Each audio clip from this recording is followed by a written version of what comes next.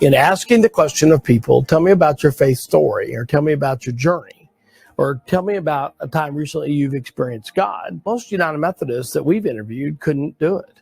What they would tell us was their church history, which is fine. I got baptized here, confirmed here. I served on the trustees, finance. I moved churches from here to here. And it was a great church story. It was a church membership story. But that's not what the question was. The question was, tell me about your faith journey. Tell me about a time recently you've experienced God. And even if they could conjure up a story, it was some years old.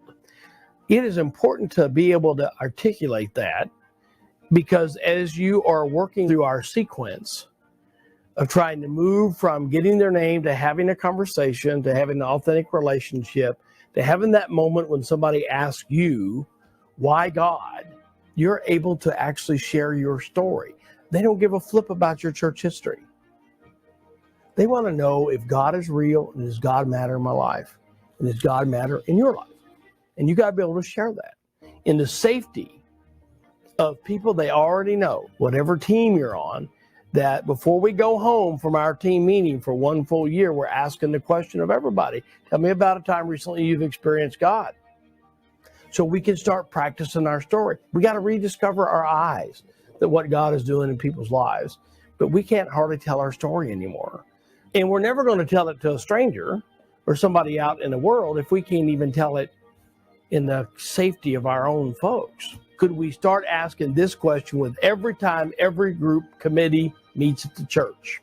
Tell me about a time recently you've experienced God in your group. Now, I will just tell you, the first time you do this at your church, it's going to be very revealing and very uncomfortable.